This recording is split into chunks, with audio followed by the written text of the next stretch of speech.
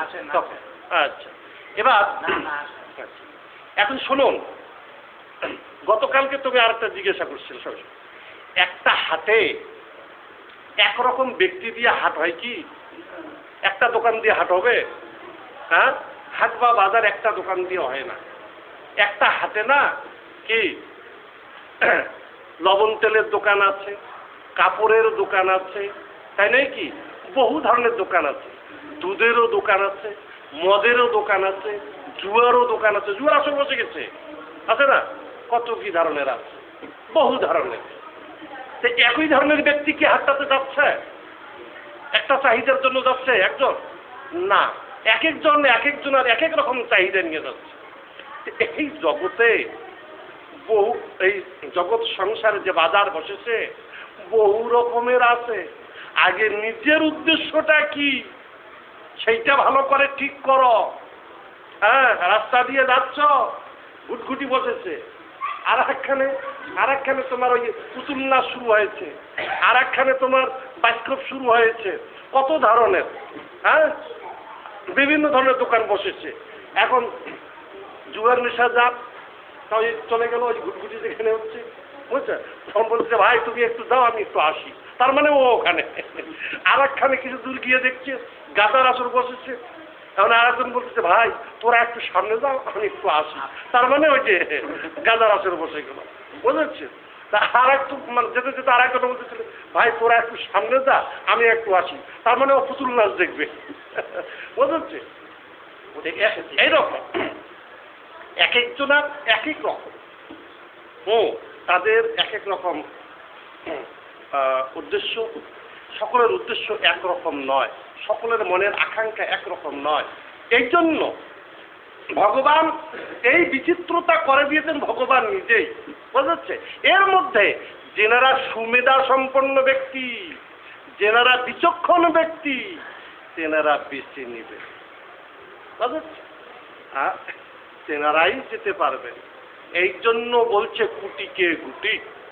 কে সবাই ভগবত ধামে যেতে পারবে? হ্যাঁ, কুটিকে গুটি। কোটি কোটি বাংলাদেশে প্রায় 2 কোটি 2.5 কোটি হিন্দু। শুদ্ধ ভক্তিধারার সন্ন্যাসী কয়জন?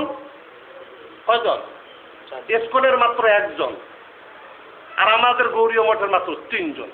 এই মাত্র মহাপ্রভুর শুদ্ধ ভক্তিধারা মাত্র এই মাত্র 4 জন সন্ন্যাসী বাংলাদেশে। তার মধ্যে আচার্য এই নরাধম বাংলাদেশে অবস্থান করে। তার কতগুলো হিন্দু? 2.5 কোটি। আমি মাইকিং করি, একজন ব্রহ্মচারী পাই না। আসুন আসুন, আমি সব ব্যয় ভার আমি গ্রহণ করব সারা জীবনের জন্য। আসুন মঠে, কে আসবে? রাধুটা একটা ব্রহ্মচারী পাই। হ্যাঁ, আর দেখেন তাহলে বহুজন আসুন মঠে, আসুন, আমি সকল তার সেবা, সকল ভার আমি নেব, আসুন মঠের সেবায় অংশগ্রহণ করুন। নাই, কে যেতে চায়, ওখানে যেতে চায়। বুঝছে? বাসায় হ্যাঁ স্বামী স্ত্রী ওই গুতগুতি মানে মারামারি হবে, সবকিছু হবে, তারপরেও বেহায়া বলুক, কুত্তা বলুক, আর যাই বলুক, গাধা বলুক, তাও ভালো। কি তারপরেও ছাড়বে না, কামড়িয়ে ধরে থাকে। উপায় নাই, শিকল তো নিজে নিজেই পায়ে লাগাইছেন, বেরি লাগাইছেন, যাবেন কোথায়? লোহার শিকলও শিকল, সোনার শিকলও শিকল, রূপার শিকলও শিকল। তবে আপনারা যে শিকল লাগাইছেন অদৃশ্য শিকল, এই অদৃশ্য শিকল ছিঁড়তে পারবেন? কয়জন ছিঁড়তে পারবেন? ভাড়া ছেড়েছিল কে? গোবর্ধন দাসের একমাত্র পুত্র রঘুনাথ দাস। সে অদৃশ্য শিকলকে ছিন্ন করে চলে গিয়েছিল গৌর সুন্দরের চরণে। বিশাল জমিদারিকে ত্যাগ করলেন, একমাত্র পুত্র। একবারও ভাবলেন না আমার অবর্তমানে এই জমিদারি কার হবে, কে করবে, ওসব ভাবলেন না।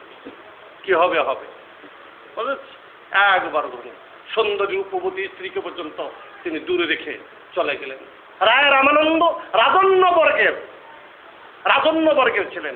স্ত্রীকে বলছে, হাগো বয়স তো অনেক হয়েছে, ছেলে মেয়ে বড় হয়েছে, তাই এদের হাতে অর্পণ করে চলো, মহাপ্রভু এই কলিযুগে স্বয়ং ভগবান গৌরূপে এসেছে, চলো তার চরণে আশ্রয় গ্রহণ করি, আহা কত ভাগ্যবান আমরা, চলো চলো। স্ত্রী হা না কিছুই বলছে না। কি গো তুমি কথা বলছো না কেন? এখনো আমার সময় হয়ে নেই। তাহলে কখন তোমার সময় হবে?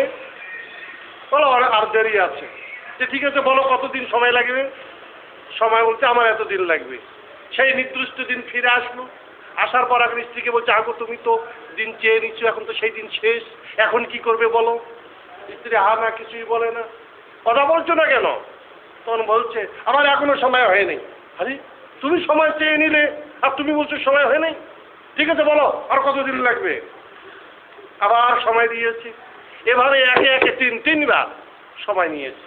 নেওয়ার পর কি গো সময় তো শেষ, আজকে বলো আজকে কি করবে? আজকে লাস্ট। স্ত্রী হা না কিছুই বলে না, বেমুখ হয়ে বসে আছে, মুখ ফিরে বসে আছে। আরে কিছু কথা বলছো না যে, কি ব্যাপার? অনেক পরে বলছে, না এখনো আমার সময় হয়নি। হায় হায়, তুমি একই একই তিনবার সময় চেয়ে নিলে, নিজের সময় চেয়ে নিলে, তারপরেও বলছো সময় হয় নাই। যা এই শোনো, তোমার মতো সহধর্মিনীর আমার আর প্রয়োজন নাই। তুমি নাকি ধর্মের সহায়ক। ভ্রান্ত ভ্রান্ত। এই আজ থেকে আমি প্রতিজ্ঞা করলাম, এই যে মুখ ফেরালাম, তুমি আর কোনোদিন আমার মুখ দর্শন করতে পারবে না। এই যে পিঠ দর্শন করালাম, আমি চললাম। দেখেছেন? তাহলে রায় রামানন্দ কি ভুল করেছিলেন? দেখেন অদৃশ্য শৃঙ্খল ছিন্ন করে মহাপ্রভু চলুন। সেই রায় রামানন্দ সারা বিশ্বের মধ্যে, এই জগতের মধ্যে যত বৈষ্ণব আছে তার মধ্যে বৈষ্ণব কুলো চূড়ামণি। তারা গৌরহরির রসজ্ঞ ভক্তের মধ্যে 3.5 জন রসজ্ঞ ভক্তের মধ্যে রায় রামানন্দ একজন। তার টিখানি কথা দেখেছেন? সেই জন্য এই অদৃশ্য শৃঙ্খল কে ছিন্ন করে দেবে? শ্রী গুরুদেবের দরকার। কোন গুরুদেবের দরকার? যে গুরুদেবের শিকল লাগানো আছে ওই গুরুদেবের। হ্যাঁ, তো ওই গুরুদেবের তো নিজের শিকল ছিন্ন করতে পারতেছে না, শিষ্যের শিকল কি করে ছিন্ন করে দেবে? কে? যে গুরুদেবের শিকল নাই, মুক্ত, তিনিই বলতে পারেন, আর কতদিন শিকলে বন্ধন থাকবে? শিকল ছিন্ন করতে হবে, এখন ফিরে আসো, ফিরে আসার চেষ্টা করো। তিনি সতর্ক করে দেবেন বারবার বারবার। তাই এমন গুরুদেবের দরকার। আপনারও হাত পা বাঁধা, গুরুদেবেরও হাত পা বাঁধা।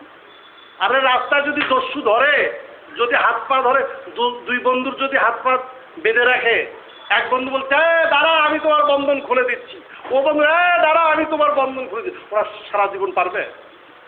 হ্যাঁ পারবে? ওইরকম করে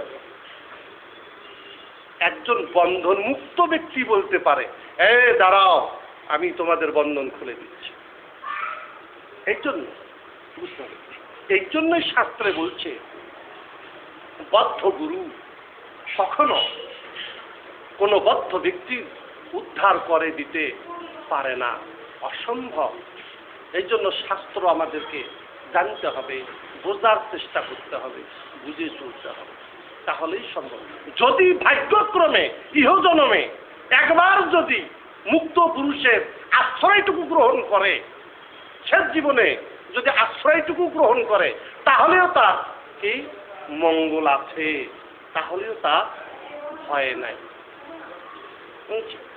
গুরুদেব কখনো কারো পাপের বোঝা ঘাড়ে নেবেন না, বুঝছো?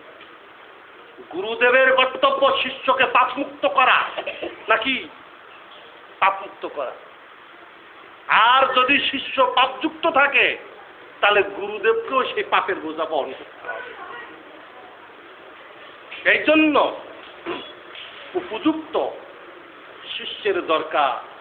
এই জন্য আমাদের গৌড়ীয় ধারায় দীক্ষা মন্ত্র হুট করে কাহাকেও দেয় না।